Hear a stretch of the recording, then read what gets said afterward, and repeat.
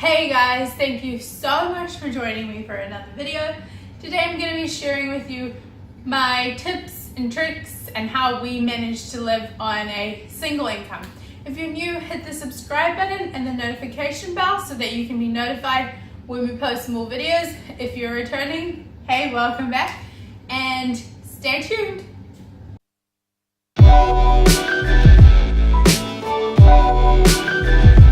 Me and my husband are living on a single income at the moment because if you know a little bit about our story, you know that I have moved from New Zealand to America with a K1 visa, the fiance visa. We are not as crazy as those 90-day fiance people that you see on TV, but I moved to America with that visa, which means I cannot work until the government issues me with work authorization or permanent residency. So we live on one income and we do our best to make it work.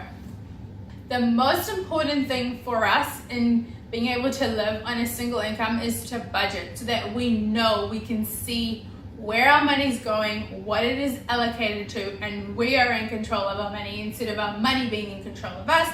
Because when we don't have a budget, we tend to spend frivolously without realizing that, hey, we spent $10 at the Dollar Tree, we spent $20 at Dairy King, we spent $30 here, and all of a sudden we spend $200 and we can't really account for it. So for us, having a budget is really important. Another reason is because it allows me to make changes if something happens.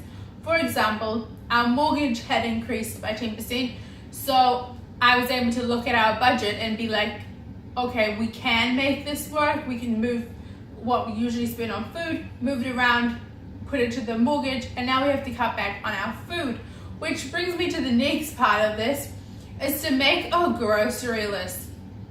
For Nicholas and I, when we go into the store, we like to just sort of, we are so notorious for going into the store on empty stomach. So we will buy junk sometimes. Like, oh, I really want ice cream. Ice cream is Nicholas's biggest craving.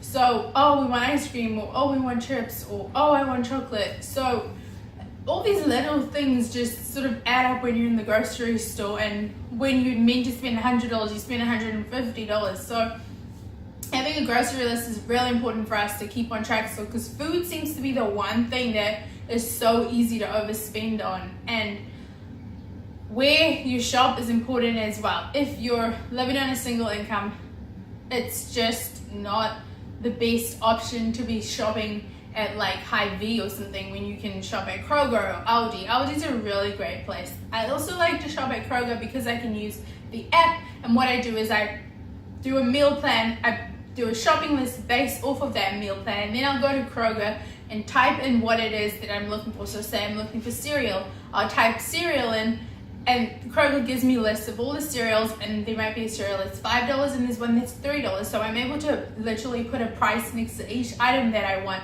That really helps me to stay under. We're spending $120 this fortnight. That's what we're spending, and I'm able to allocate it to wherever I like to leave $10, $15 miscellaneous for those times. If something in the store is a really good deal, like the last shop that we had, chicken was a really good deal. So we went ahead and bought the chicken. And so what happens with the next week when I budget, I know that instead of needing to plan 14 meals, I'll need to plan 13 or 12 depending on what happened that week. Then apps are the next thing that I want to bring up. Use the apps. There are so many apps available that will give you coupons and really help you to shop. Ibotta, for example, is a really good app. I've got a link down below. It's not sponsored, but Ibotta allows you to get cash back, real cash back. I have gotten cash back. Between myself and my husband, we've gotten $70 back in cash from Ibotta, just using the app and just shopping. It's not just food that's on the app, there's other apps as well. But coupons are also available on apps like Joann's. I like to shop at Joann's. There are coupons to use there. Furthermore, there are lots of coupons in papers.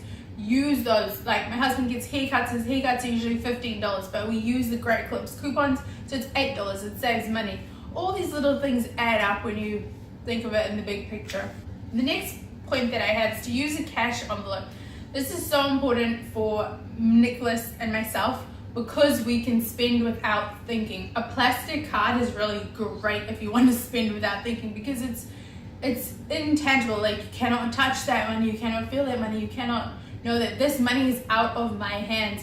Whereas if you go to the bank, draw that money out, put it in an envelope, you can literally see that, oh, my $200, wow, I thought I had 60, I only have 20. So cash envelopes are fantastic. Lastly, use Facebook Marketplace to sell items as well as to purchase items. So for our wedding, a lot of the things that we used at our wedding, we were able to sell again on Facebook and recover some of the money that we used for an item that was just a one-time use. Then, if you really need something and you cannot find a coupon, do not ever purchase something full price. I have come to learn that in America, it's going to go on sale eventually if you have patience. Do not buy something on full price. Unless it's something you absolutely need, like your bed broke and there is no fixing it today, go ahead, But there's probably a bed on sale somewhere anyway. So use places like Facebook Marketplace. We got a great nightstand at a thrift store, secondhand. I was able to redo it for probably, I don't know, the thing would have probably cost $150. It cost us $30 to do the whole thing. So make use of online sales, secondhand stores, garage sales, Facebook Marketplace, sales, coupons, those sort of things. It'll really help stretch your money further. And lastly, be kind to one another. I know that sometimes when you're living on a single income, it can be tough because it's like, oh, one of you could be earning money or something to that extent. So be kind to one another and remember why you're doing what you're doing. So that is my tips and tricks and how we make it work on a single income. If you enjoyed this video and you want to see more videos from me, hit the subscribe button. And everyone have a great weekend. Thank you so much for watching. Bye. He just got in from work. Now you got red stuff on your lips. Oh well. It's been worse. Thanks for watching, guys. Bye.